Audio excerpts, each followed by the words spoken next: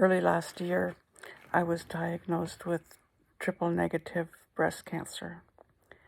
And while we were making preparations for mastectomy and all the stuff that goes with that, they wanted one more test.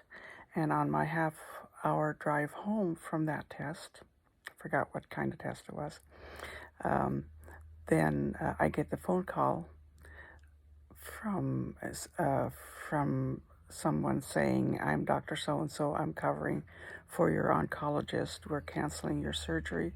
You have lymphoma." Okay, I didn't really know what that meant. So before I knew it, just a few days later, of course this was on a Friday, so I had to wait out the weekend.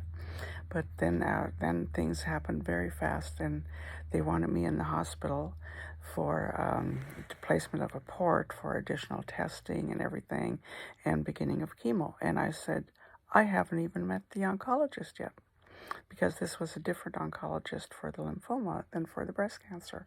They said, oh, don't worry, you'll meet him. And sure enough, the next day he came by and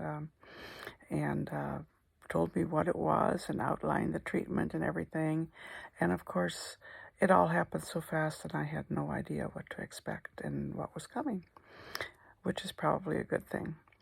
When our son, six and a half year old son, was diagnosed with cancer,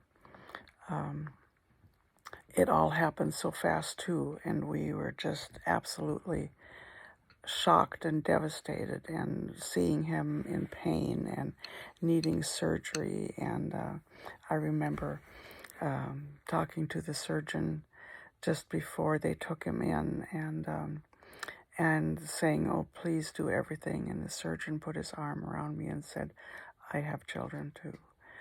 And that meant so much at that time. So why am I telling you this? Just the expectation of going through things, of what's to come. And gratitude is what I want to touch on today. So how do I tie this together? As I've told you before, I go through my little notebook. And so today, a word I'll tell you in a second.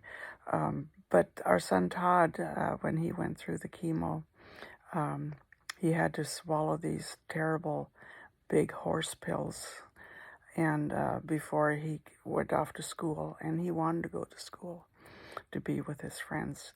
But first he had to swallow these terrible horse pills, and that made him throw up.